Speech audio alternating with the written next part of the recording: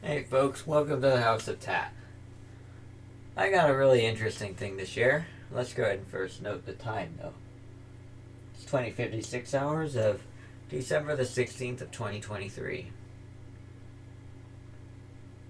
was watching Monsters University, and there's certain things in there that cause some flashbacks, and I think back to the days where I was in school.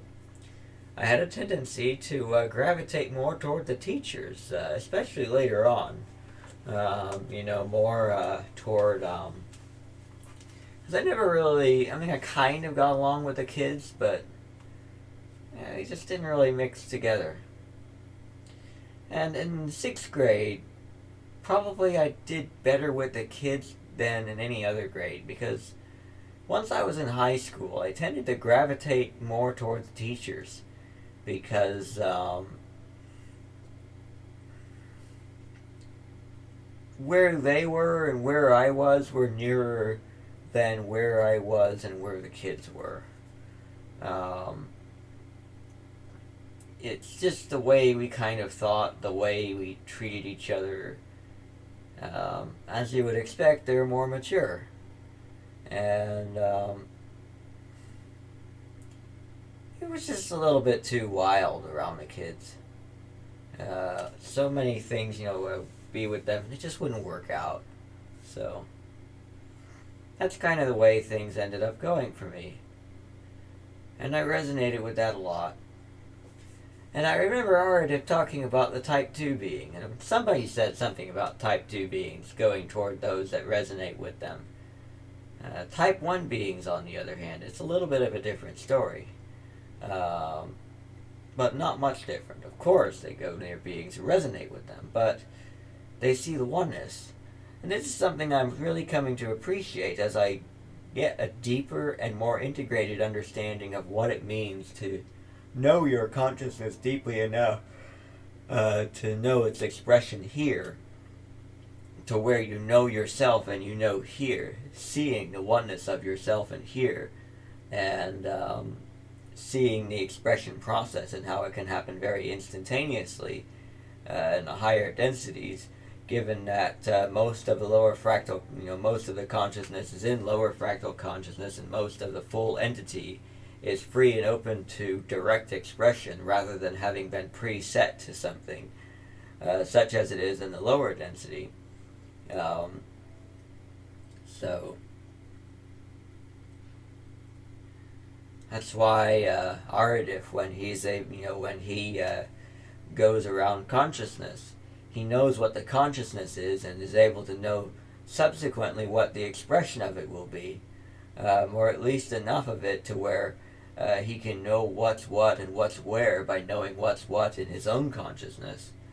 Um, and knowing that what's outside is what's within, he can have a pretty good idea of what it will be, given that this here is an expression. What's going on within, is the seed to the expression. So, when the two are nearly identical, as is the case in seventh density where they are identical, um, you know, it's very easy to know your consciousness. And it's very easy to see oneness in all things. I find myself wanting to do this more, and I have done this successfully with my twin flame and with Tat City. But I want to go ahead and do this with a lot more. I want to go ahead and be so open to myself, be so open to expression that I can express myself in reality instantly. Um, Maybe I do want to do that. Maybe not permanently. I want to come and go from doing that. I just want to know myself so well that I know what's what and I know what's doing what. And we're almost there. And knowing that it's all me and seeing how it works, because it works differently in different densities, and in those different densities it works based on the way I set it up to work, because when the consciousness is preset and allocated to higher fractal consciousness. I'm the one who does that. I'm the one who allocates my consciousness to higher fractal consciousness and sets it to work a certain way.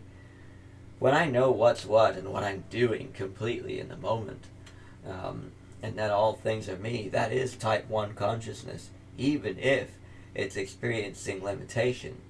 Type 1 is not necessarily strictly limitless experience, even though in a way it is. You can limit yourself while still knowing that you're limitless, and know completely oneness in all things. Type 1 consciousness goes deeper than just knowing that you're all things. It's a full recognition, feeling, and perceiving that you're all things as well. That all things are one. That all things are rooted in the same source. That all things have the same source as their essence, and that all things are part of a body of consciousness. So to know the reality, knowing myself can tell me exactly what my seed is, and I can know what my reality will be subsequently. And it may not work as it does in 7th density or even in the high 6th density, given higher fractal consciousness and the delay for expression and all that, but I can still know it, and know myself deeply enough to see the same source as myself in all things, and know that they're not just their own things having their own experience, that they're the same source having other experience, but that it's part of my own body of consciousness. But not only that, that they are all me as a full entity and beyond, and I'm them. That I'm a part of them, that we are all the same one body of consciousness. This is something that Aradif experiences, because when he's excited to do something with entities, the entities are excited to do the very thing, that for each of them is a part of the experience that Aradif wants to have. And so in that way, his whole body of consciousness and all of its different facets are most highly excited to do the thing that is wanted to be done, that Aradif is the most excited to experience his perspective of. So that's kind of the way I want to live. All I need to do is recognize that everything around me is me. It's my reflection. It's my expression. It's my consciousness. And when I say my, there's one of the resistances we have to let go of. I know that I'm source at my essence, but I believe I'm going to be persecuted for thinking that. But the truth is that the very same source essence that is of me is the very same source essence of all things. The one is all. It is the omnipresence of God. That is how he is omnipresent. It's because he is you just as much as he is me. He knows you because he sees through your eyes. He lives your life. He knows what you're doing in every moment because you're a part of him. That's how he knows everything. Because we are all part of his body. He is our source. We are one. We're not separate at all. That's the gap to be bridged. And knowing that we are one in that oneness, I can appreciate everybody's experience and all their facets as us. It's a whole body of consciousness on earth. Everybody learning, everybody going through their respective experiences, learning and building up to having the experience that our highest excitement is to have as one. I live in oneness. Aradif lives in oneness. So his excitement is one with the excitement of the whole body. That is living integrated into oneness. That is what type 1 is. So